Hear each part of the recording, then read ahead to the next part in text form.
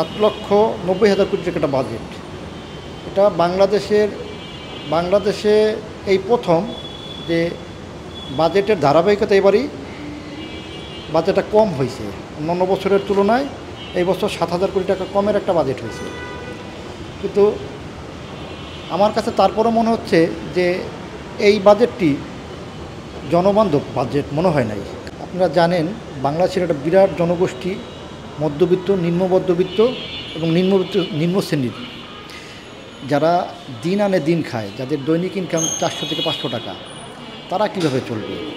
তাদের 1 কেজি চাল ছিল আগে 40 থেকে 50 টাকা, সেই চাল এখন 80 টাকা হয়ে গেছে। 1 কেজি ডাউলের কেজি হচ্ছে আপনার 160 টাকা 70 টাকা। 1 কেজি তেলের 1 লিটার তেলের দাম হচ্ছে আপনার প্রায় 200 টাকার কাছাকাছি।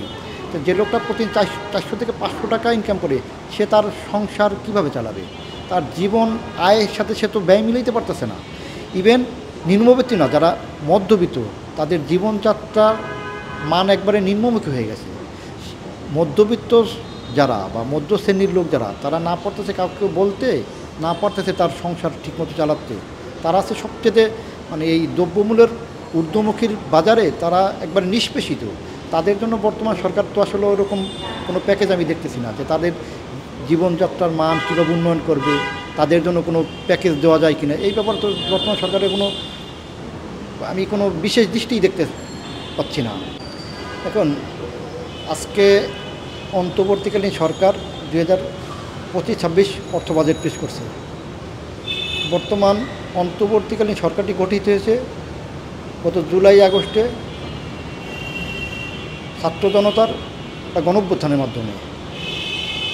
বর্তমান সরকারের এই বাজেটটি 7,90,000 কোটি টাকা একটা বাজেট। এটা বাংলাদেশে এই প্রথম যে বাজেটের ধারাবাহিকতা এবারই বাজেটটা কম হয়েছে। অন্যান্য বছরের তুলনায় এই বছর 7,000 কোটি টাকা কমের একটা বাজেট হয়েছে। কিন্তু আমার কাছে তারপরও মনে হচ্ছে যে এই বাজেটটি জনবান্ধব বাজেট মনে হয় নাই। কারণ বিগত দিনে বিশেষ করে করোনার পরে রাজনৈতিক যে সরকারটি ছিল আওয়ামী লীগ, তাদের আসলে রাজনৈতিক সরকারও বলা যায় না, তারা হচ্ছে একটা ফ্যাসিস্ট রেজিমের সরকার ছিল।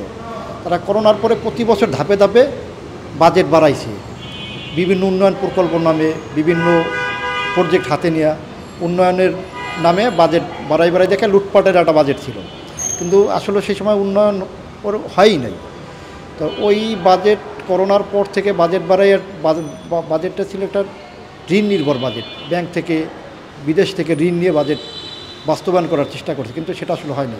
তা বর্তমান যে সরকারটি, অন্তর্বর্তীকালীন সরকার, তারা তো আসলে কোনো উন্নয়ন প্রকল্প হাতে নেয় নাই, বা উন্নয়ন প্রকল্পগুলো বন্ধ রেখে তারা বাজেট প্রণয়ন করছে। সেই ক্ষেত্রে আমার কাছে মনে হয় যে বর্তমান বাজেটটি বাস্তবসম্মত না। একটি বড় বাজেট হয়েছে, বড় আকারের বাজেটে দেখলাম 520 লক্ষ টাকা বরাদ্দ রাখা হয়েছে বিগত জুলাই আগস্টের অভ্যুত্থানে যারা নিহত হয়েছেন তাদের পরিবারের পুনর্বাসনের জন্য, যারা আহত হয়েছে তাদের চিকিৎসার জন্য। এছাড়া সামাজিক নিরাপত্তা বেষ্টনীর জন্য 1,16,000 সামথিং টাকা বরাদ্দ রাখা হয়েছে। এর মধ্যে পেনশন ব্যতীত 91,000 কোটি টাকার উপরে শুধু সামাজিক নিরাপত্তা বেষ্টনীর জন্য রাখা হয়েছে। আর বাজেট আপনারা জানেন যে বড় একটি অংশ চলে যাওয়া হচ্ছে সামরিক খাতে, কৃষিতে, স্বাস্থ্য, শিক্ষায়। এগুলো এখনও আমার কাছে পরিষ্কার মনে হয় নাই। অর্থ উপদেষ্টা যে বাজেটটি দিয়েছে, আমি জানি যে বর্তমান যে অর্থ উপদেষ্টা ডক্টর সালাউদ্দিন আহমেদ, তিনি বাংলাদেশের ইতিহাসে একজন সফল গভর্নর ছিল। কিন্তু তার সময়ের যে বাজেটটি, এই বাজেটটি না ব্যবসা বান্ধব, না কৃষি বান্ধব, না জনবান্ধব হয়েছে। আপনি কৃষির উপরে, বাংলাদেশটা হচ্ছে একটা কৃষি নির্ভরশীল দেশ। যতই আমরা ব্যবসা বা শিল্পের কথা বলি, এখনও বাংলাদেশটা কৃষির উপর নির্ভরশীল। বিগত দিনের যে সরকারগুলো ছিল ফ্যাসিস্ট সরকার, তারাও কৃষি নির্ভরশীল বাজেট দেয় নাই। কৃষক যে তার পণ্য উৎপাদন করে, সে তার পণ্য বেচার সময় বা তিনি যখন পণ্যটা বাজারে গিয়ে বিক্রি করে, সে ন্যায্য মূল্য পাচ্ছে না। অথচ ভোক্তা কিন্তু ঠিকই পণ্য তার মানে কয়েক গুণ দাম বেশি দিয়ে তার পণ্য ক্রয় করতে হচ্ছে। মাঝখান থেকে একটা সুবিধাভোগী নিচ্ছে। আর হচ্ছে কৃষক যে পণ্য উৎপাদন করে তার যে পণ্য উৎপাদনের যে ব্যয়, সার বলেন, বীজ বলেন, কীটনাশক বলেন, এগুলো তো অনেক আগে থেকে ঊর্ধ্বমুখী ছিল, যার কারণে কৃষক আসলে লাভবান হতে পারতেছে না।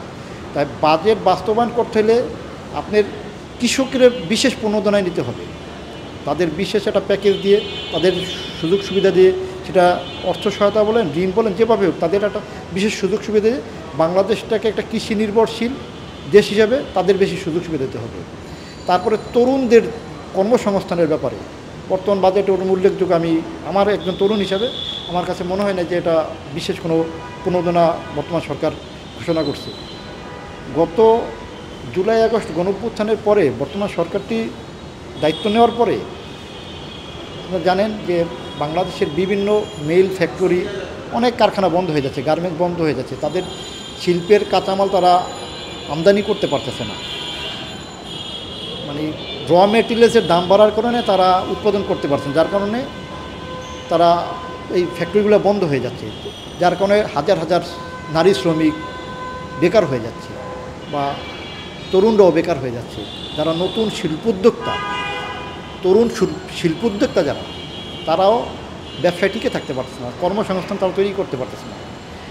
তাদের জন্য বর্তমান সরকার ওরকম নতুন কোনো প্রণোদনা বা তাদের সহযোগিতা করে তারা যে ব্যবসায় দাঁড়াবে বা তারা যে একটা শিল্প কারখানা তৈরি করবে, ওরকম তারা সাহস পাচ্ছে না বা তারা এই সুযোগ সুবিধা পাচ্ছে না।